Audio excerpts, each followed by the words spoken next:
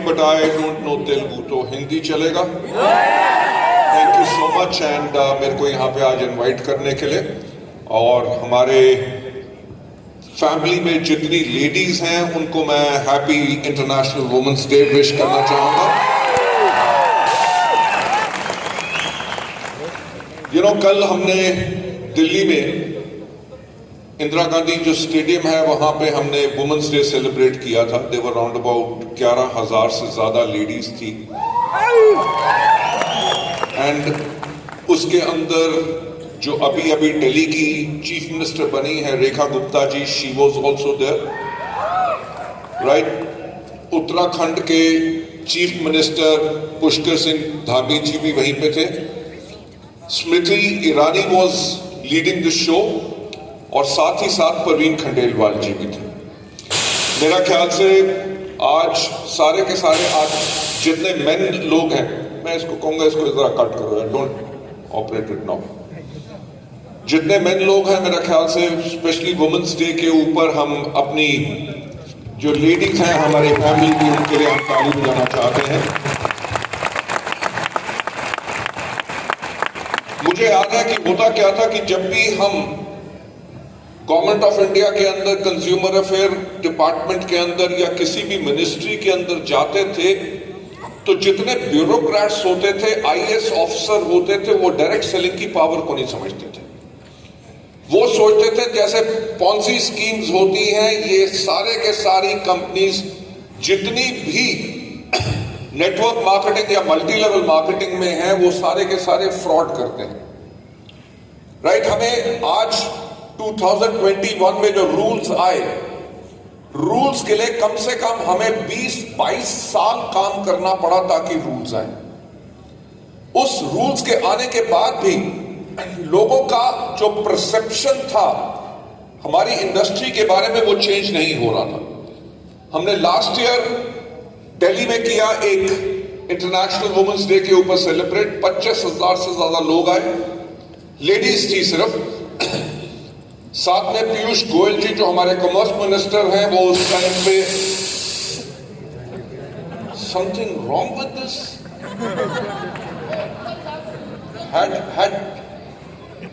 had too many beans to eat।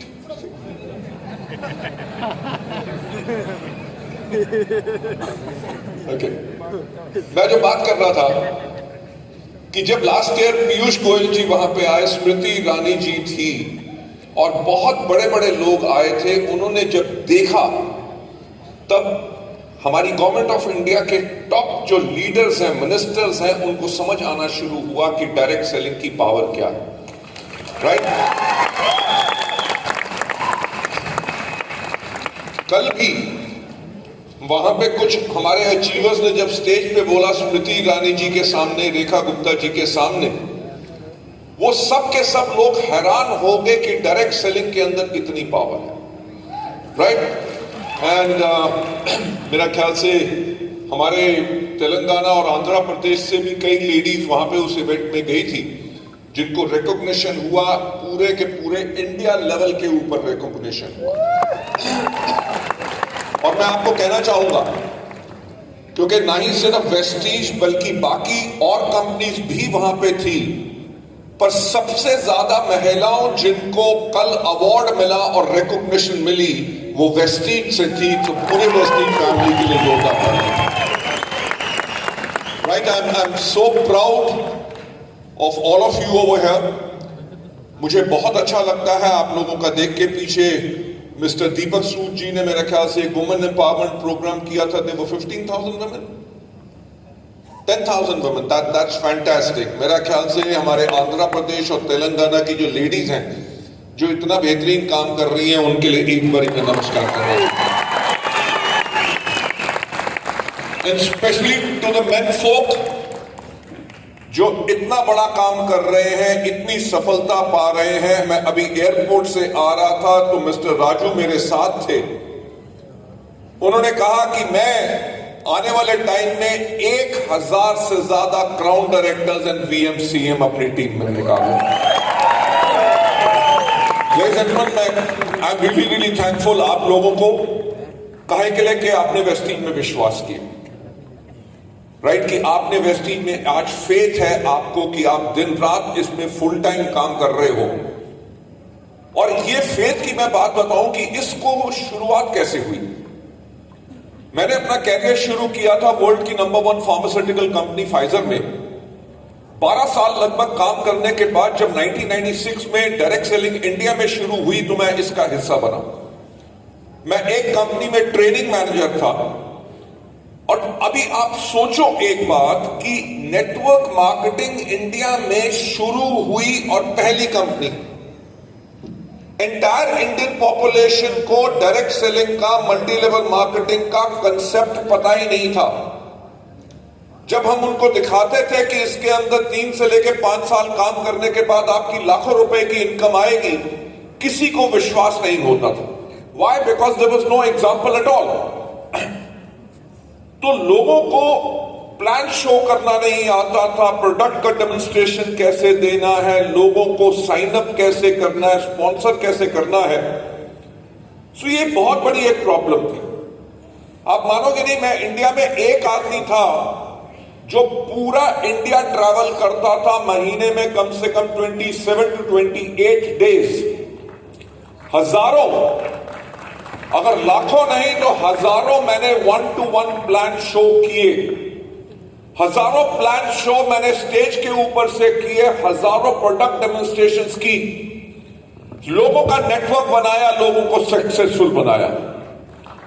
Right, तो मैंने उसके बाद उस कंपनी को छोड़ा, एक कंपनी के अंदर वाइस प्रेसिडेंट बन के गया, 1.5 years वहां पे काम किया, उसको छोड़ा। फिर मलेशिया की एक कंपनी जो उस टाइम पे 2002 में मलेशिया की नंबर 1 डायरेक्ट सेलिंग कंपनी होती थी, उसका मैं चीफ एग्जीक्यूटिव ऑफिसर बना। इंडिया में उसके 2003 में ऑपरेशंस लॉन्च किए और 2004 में उसको भी छोड़ दिया। पर पॉइंट यह है कि पहली कंपनी, दूसरी कंपनी, तीसरी कंपनी छोड़ा क्यों? बिकॉज मैंने अपने लोगों के साथ फील्ड में काम किया था, अपने डिस्ट्रीब्यूटर्स के कंधों पे हाथ रख के उनके साथ, उनके मोटरसाइकिल पे, उनके साथ बसों में, उनके साथ ट्रेन में ट्रैवल किया था।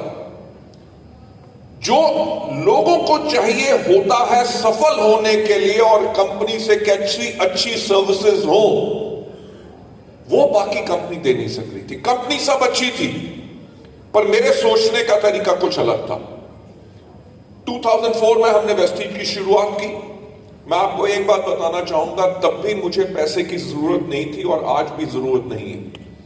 आज का दिन बेशक संडे है, मैं आज के दिन पे भी 7 दिन काम करता हूं। राइट? व्हाई?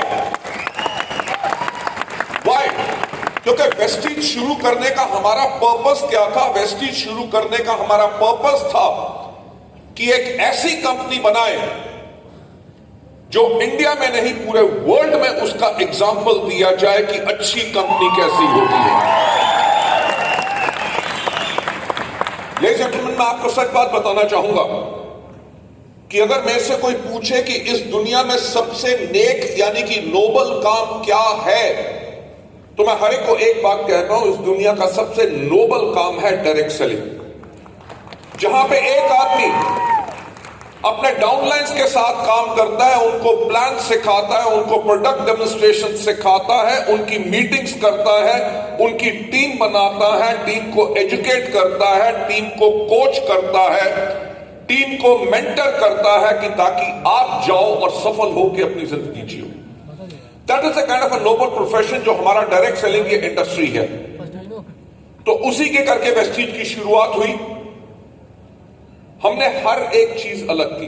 देखिए, मेरा हमेशा कहना होता है कि सफलता उसी को मिलती है जिसकी तैयारी अच्छी होती है। तो अगर आप लोगों ने अपने बिजनेस में सक्सेस पानी है तो जो आप ट्रेनिंग प्रोग्राम्स अटेंड करते हो, लोगों से जाके मिलते हो, प्रोडक्ट के बारे में बताते हो, वो आप अपनी सफलता यानी कि सक्सेस के लिए तैयारी कर रहे हो। तो जब हमने वेस्टीज की शुरुआत की तो हमने वर्ल्ड ओवर जहां जहां नेटवर्क मार्केटिंग एक लीगल इंडस्ट्री है वहां के लॉज पढ़े और वेस्टीज को उसी तरह से बनाया कि जब भी इंडिया में लॉज आए बाकी कंपनीज चेंज हो और एक कंपनी कभी ना चेंज हो, और वो हो वेस्टीज। यू वोंट बिलीव, आप विश्वास नहीं करेंगे, 2004 में कंपनी शुरू हुई थी, 2016 में गाइडलाइंस आई। 12 साल के बाद इंडिया की हर एक कंपनी ने अपने किट खत्म किए, रिन्यूअल पॉलिसी खत्म की, सब कुछ चेंज किया। सिर्फ एक कंपनी ने कुछ नहीं चेंज किया, वो थी वेस्टीज। राइट? मैं आपको आज जिस चीज के बारे में बताना चाहूंगा, मेरे ख्याल से ट्रेनिंग्स तो हमारे सबके सब phenomenal leaders, Syed ji, Raju ji and entire team आपको बहुत अच्छी ट्रेनिंग देती है। मैं आज आपको कोई ट्रेनिंग नहीं, सिर्फ कंपनी के बारे में बताना चाहूंगा। मुझे याद है कि जब 1996 में मैंने डायरेक्ट सेलिंग में शुरुआत की, तो मुझे डायरेक्ट सेलिंग के बारे में कुछ पता नहीं था। तो मैंने एक अमेरिका से किताब मंगवाई। किताब का नाम था the encyclopedia of network marketing, और उस किताब को लिखा था रैंडी गेज ने। रैंडी गेज एक दुनिया का बहुत बड़ा नेटवर्क मार्केटिंग लीडर है। जब मैंने उस किताब को खोला, उस बुक को खोला, तो उसके अंदर सबसे पहला चैप्टर था सिलेक्टिंग द राइट कंपनी, कि एक अच्छी कंपनी को कैसे आपने चुनना है जिसमें आप अपना कैरियर बनाना चाहते हैं, अपनी लाइफ चेंज करना चाहते हैं। तो जब मैंने उसको खोला, सिलेक्टिंग द राइट कंपनी के अंदर सबसे पहली जो चीज उन्होंने लिखी थी वो था look at the management of the company, कि कंपनी की मैनेजमेंट की तरफ देखो। मुझे उस टाइम पे कुछ समझ नहीं आया। मैंने कहा कंपनी की मैनेजमेंट की तरफ क्यों देखना भाई, कंपनी का काम क्या है? एक अच्छा मार्केटिंग प्लान दे, अच्छे प्रोडक्ट्स दे, लीडर्स अपना नेटवर्क बिल्ड करेंगे, प्रोडक्ट सेल करेंगे, कंपनी ने उनको कमीशन देनी है, और क्या प्रॉब्लम होगी? लेडीज एंड जेंटलमैन, पर जैसे जैसे टाइम बीता, मुझे समझ आना शुरू हो गया कि मैनेजमेंट बहुत इंपॉर्टेंट है। किन चीजों में? अगर मैनेजमेंट का हमेशा इंटरेस्ट एक चीज है कि हमारे डिस्ट्रीब्यूटर्स कैसे ग्रो करें, उस कंपनी में आपकी ग्रोथ होगी। राइट? दूसरी सबसे इंपॉर्टेंट चीज कि कंपनी की मैनेजमेंट क्या फ्यूचरिस्टिक है, विजनरी है। आगे आने वाले 5 साल के बाद क्या होगा, 10 साल के बाद क्या होगा, अगर कंपनी उन्होंने रेडी नहीं की अगले 5 या 10 साल के लिए, तो आपका बिजनेस थोड़ी देर चलेगा, फिर खत्म हो जाएगा। जैसे आपने देखा होगा कि कितनी नेटवर्क मार्केटिंग कंपनीज खुलती हैं और फटाफट बंद हो जाती हैं। मैं विजनरी की बात करूंगा। जब 2004 में शुरू किया, हमने सारे लॉज पढ़े। 12 साल के बाद लॉज आए, पर हमने 12 साल पहले वो चीज कर ली थी जिसके अंदर हमें कुछ बदलना नहीं पड़ा। मैं आप लोगों का ज्यादा ना टाइम लेके हुए मैं आपको कुछ एग्जांपल बताना चाहूंगा कि वेस्टीज की मैनेजमेंट कैसी स्ट्रांग है, जिसके करके आप लोगों का जो कैरियर है, आपका जो भविष्य है, वो वेस्टीज में बिल्कुल सुरक्षित, सेफ है, और आप ग्रो करेंगे। आपके आने वाली जनरेशन्स को जो आज बिजनेस आप बिल्ड कर रहे हैं, उसका बेनिफिट उनको भी होगा। राइट? लेडीज एंड जेंटलमैन, मुझे याद है कि जब हमें 7 साल कंप्लीट हुए थे, 2011 की बात कर रहा हूं, तो तब हमने प्लान करना शुरू किया 2020 के लिए। 2011 में 2020 का प्लान हमने करना शुरू किया। मैं आपको एक चीज कहना चाहूंगा, 2011 तक कंपनी का क्यूमुलेटिव एवरेज ग्रोथ रेट 135% था, यानी कि हर साल कंपनी मोर देन डबल अपना टर्नओवर कर रही थी। सुपर सक्सेसफुल बिजनेस मॉडल कि कोई कंपनी 7 साल तक लगातार 100% प्लस ग्रोथ करे, वो कभी किसने सुना नहीं था, बट सुपर सक्सेसफुल मॉडल था। जब हमने 2020 की तरफ देखा, तो हमने देखा क्या कि 2020 में इंडिया की 70% जो पॉपुलेशन होगी, उसकी एज 35 ईयर्स से कम होगी। और उस टाइम तक वेस्टीज सिर्फ हेल्थ केयर के प्रोडक्ट्स के ऊपर फोकस करता था। हमारे पास ना तो स्किन फॉर्मूला 9 था, ना हमारे पास मिस्ट्रल ऑफ मिलान था, ट्रूमैन नहीं था, वेस्टलिम रेंज नहीं थी, एग्री की रेंज नहीं थी। We were totally focused on health care products. तो हमारे जितने लीडर्स भी थे वो भी क्या करते थे, वो डॉक्टर बन जाते थे, राइट? किसी से भी जाके पूछते थे कि आपको कोई बीमारी है, वो कहता था नहीं, किसी काम का नहीं है, राइट? व्हाई? बिकॉज वेस्टीज के प्रोडक्ट की क्वालिटी इतनी अच्छी है, वो लोगों को देते थे, लोगों का थायराइड ठीक हो जाता था, किसी का एस्थमा ठीक हो जाता था, किसी के ट्यूमर्स ठीक हो जाते थे, किसी की स्किन प्रॉब्लम्स हो, जॉइंट्स में पेन हो, क्या क्या प्रॉब्लम्स नहीं होती थी जो हमारे प्रोडक्ट से ठीक होती थी।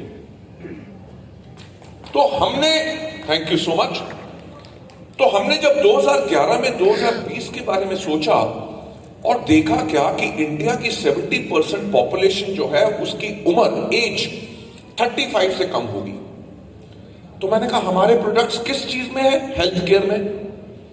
बेनिफिट किन को दे रहे हैं? जिनकी हेल्थ खराब है। तो मैंने कहा 2011 में हम बैठे हैं, 2020 आते तक जब यंगर पॉपुलेशन होगी वो सोचेगी कि वेस्टीज के प्रोडक्ट्स उन लोगों के लिए हैं जिनकी एज 50 से ज्यादा है और जिनको हेल्थ की प्रॉब्लम्स हैं। हाँ या ना? यस। जब मैं आपसे बात कर रहा था कि look at the management of the company, आपके पास एक सफल बिजनेस मॉडल है, आप हर साल 100% ग्रोथ कर रहे हो, क्या उस टाइम पे चेंज करना जरूरी है? फ्यूचर के लिए यस। हमने क्या करना शुरू किया, हमने अपने प्रोडक्ट्स के ऊपर यंग बॉयज एंड गर्ल्स की फोटोग्राफ डाली, अपनी वेबसाइट चेंज की, अपने प्रोडक्ट कैटलॉग चेंज किए। हम पहली कंपनी थे इंडिया में जिसने मोबाइल एप्लीकेशन नेटवर्क मार्केटिंग में लॉन्च किया। क्यों? क्योंकि हमने देखा कि 2020 में जब यंगस्टर्स होंगे, यंगस्टर्स जो हैं वो टेक सेवी हैं, उनके पास पेशेंस नहीं है कि आएगी ईमेल आएगी, उनको ऑनलाइन सब कुछ देखना है। हमने वो सब चेंज किया, हमने नए प्रोडक्ट कैटेगरीज लॉन्च की, ट्रूमैन लॉन्च किया, स्किन फॉर्मूला 9 लॉन्च किया, अश्योर नेचुरल्स किया, मिस्ट्रल ऑफ मिलान लॉन्च किया, यूथ एम्पावरमेंट प्रोग्राम्स करने शुरू किए, यूथ आइकॉन प्रोग्राम्स किए, वुमेन एम्पावरमेंट प्रोग्राम्स करने शुरू किए। और मैं आपको बताऊंगा कि 2011 में हमारा एनुअल टर्नओवर था 50 करोड़ ओनली, और जब हमने 2020 में क्लोज किया तो हमारा टर्नओवर था 2200 करोड़ रुपीस। कि we could foresee the future, कि आगे भविष्य क्या होगा, वो हमने देखा। अब मैं आपसे बताना चाहूंगा कि जो मैं बात कह रहा था कि कंपनी की मैनेजमेंट कैसी होनी चाहिए ताकि जिससे आप स्टेबल रहें। 2011 में हमने सब कुछ चेंज करना शुरू किया और ग्रोथ कर रहे थे। 2014 में हमारे माननीय प्रधानमंत्री श्री नरेंद्र मोदी जी आए और उन्होंने कहा make in India, right? Very good. But हुआ क्या कि हमारी जितनी अश्योर रेंज थी वो एक जापानीज कंपनी अपने थाईलैंड के फैक्ट्री में बनाती थी और हम इंपोर्ट करते थे। मेक इन इंडिया में रजिस्ट्रेशंस इंपोर्ट की बंद हो गई और हमारे प्रोडक्ट आने बंद हो गए। हमारा L-arginine अमेरिका में बनता था, वो आना बंद हो गया। चाइना से हमारे डिटॉक्स फुट पैचेस और कितने रॉ मटेरियल आते थे, सब बंद। कंपनी ऐसे ग्रोथ कर रही है और प्रोडक्ट्स नहीं मिल रहे, बिजनेस थोड़ा सा नीचे आना शुरू हुआ। कंपनी ने क्या किया, 2 मंथ के अंदर अंदर अपना R&D सेंटर खोला और 4 महीने के अंदर अंदर हमने सारे प्रोडक्ट्स इंडिया में बना दिए। लेडीज एंड जेंटलमैन, बहुत बड़ा चैलेंज था। हर कोई कहता था जापानीज की क्वालिटी आप इंडिया में कैसे दोगे, राइट? आपका जो अमेरिका में प्रोडक्ट बन के आता है उसको इंडिया में कैसे बनाओगे? हमने जापानीज और अमेरिकन से भी बेटर प्रोडक्ट्स यहां पे लॉन्च किए। तो जब हमने प्रोडक्ट्स लॉन्च किए, हमारा बिजनेस फिर ग्रोथ होना शुरू हो गया। 2014 की बात कर रहा हूं। 2016 में आपको याद होगा, श्री नरेंद्र मोदी जी एक बारी रात को 8 बजे टेलीविजन पे आए थे। डीमोनेटाइजेशन, उन्होंने कहा 500 और 1000 के नोट। आप मानोगे नहीं कि हमारा उस टाइम पे बिजनेस था 72 करोड़ रुपीस पर मंथ, जो एक महीने में गिर के आ गया 47 करोड़ पे। जब हमारा 72 करोड़ रुपीस का बिजनेस था पर मंथ, तब वेस्टीज ने प्लान किया हुआ था 150 करोड़ का पर मंथ। हम नए ऑफिसेस खोल चुके थे, नई फैक्ट्री खरीद चुके थे, नए एम्प्लॉयज आ गए थे, वेयर हाउस हमने बड़े कर लिए थे, एक्सपेंसेस बढ़ गए और सेल डाउन। No problems. मैंने वही कहा कि कंपनी की मैनेजमेंट की तरफ देखो। हमने फिर एक साल वापस लगाया और 2019 के अंदर, 17 के अंदर हम वापस 72 करोड़ की सेल पे पहुंचे और फिर से ग्रो।